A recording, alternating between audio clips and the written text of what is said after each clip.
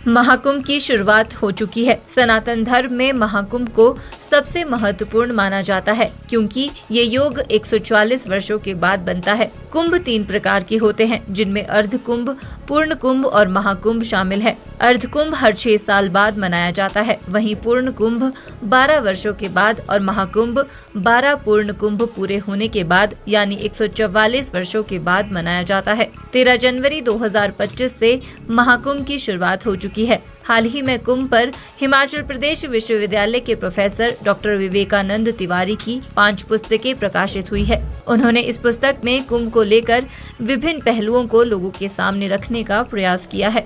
Doctor Vivekananda Tiwari ने बताया कि कुंभ की ख्याति विश्व के प्राचीनतम, विशालतम और वैज्ञानिक महापर्व के रूप में है।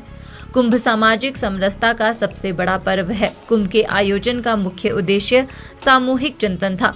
प्राचीन काल से ऋषि, महर्षि और धर्म ऋषि एक ही स्थान पर एक विशेष समय पर उपस्थित होकर समाज, राष्ट्र और प्रकृति की समस्याओं पर सामूहिक चिंतन करते थे। इस चिंतन से जो निष्कर्ष निकलता था उससे परिवार, समाज, राष्ट्र और प्रकृति लाभान्वित होती थी।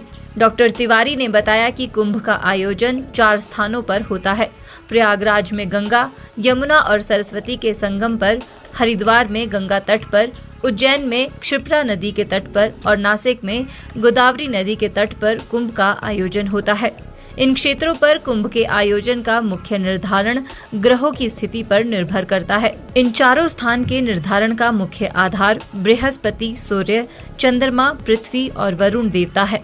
विश्व की प्राचीनतम, विशालतम और वैज्ञानिक महापर्व के रूप में कुंभ की ख्याति विश्व स्तरीय है।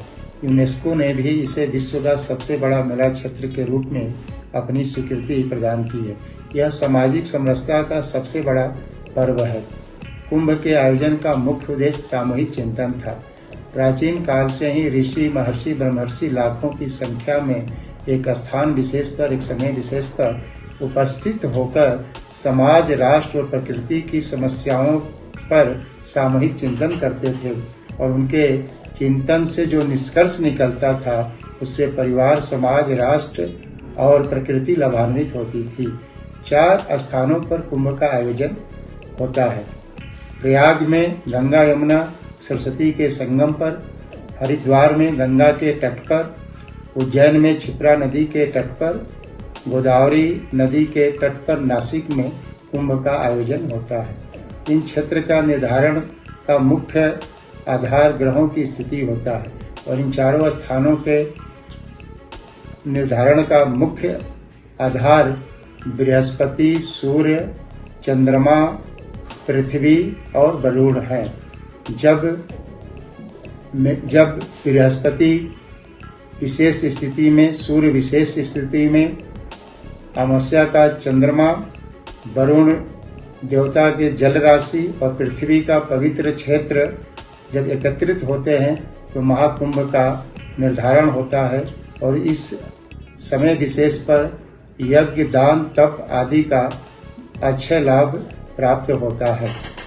प्रयाग में तब कुंभ का आयोजन होता है जब बृहस्पति वृष राशि में स्थिर हो और मकर का सूर्य हो, तब प्रयाग में कुंभ का आयोजन होता है। बृहस्पति कुंभ राशि में हो और मेष का सूर्य हो तो हरिद्वार में कुंभ का आयोजन होता है। बृहस्पति सिंह राशि में और सूर्य मेष राशि में हो तब उज्जैन में कुंभ का आयोजन होता है।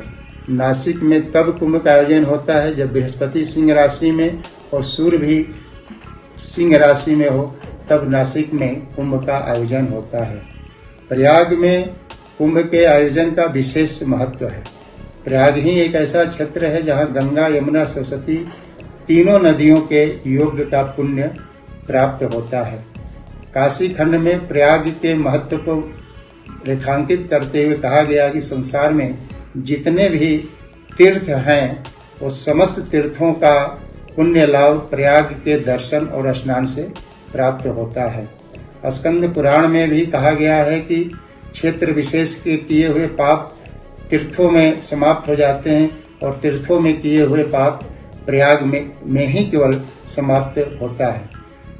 ब्रह्म पुराण में कहा गया है कि भगवान नारायण और शिव ने ऐसे क्षेत्र का निर्धारण किया जहाँ यज्ञ तप दान का विशेष लाभ प्राप्त हो, वह क्षेत्र प्रयाग है।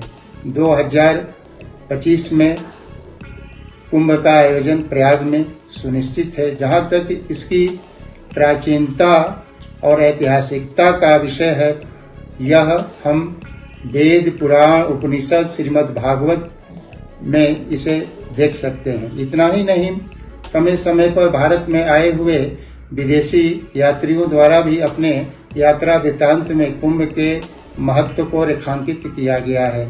सुप्रसिद्ध चीनी यात्री वेन सांग ने प्रयाग कुंभ का वर्णन अपने यात्रा वृत्तांत में किया है और उसने शिलादित्य राजा का वर्णन किया है, जो प्रत्येक वर्ष अपने राजकोष को प्रयाग के संगम पर दान पुण्य के द्वारा खाली कर देता था। इतिहासकारों ने शिलादित्य का साम्यता हर्षवर्धन से किया है। इतना ही नहीं, कुंभ के आयोजन का जो विशिष्टता है वह अखाड़ों के कारण और बढ़ जाता है। अखाड़े भारतीय धर्म संस्कृति परंपरा के संवाहक हैं और इसकी स्थापना आदि शंकराचार्य ने वैदिक धर्म सनातन धर्म मठ मंदिर भारत भारतीयता की रक्षा के उद्देश्य से अखाड़ों की स्थापना किया था। आप देख रहे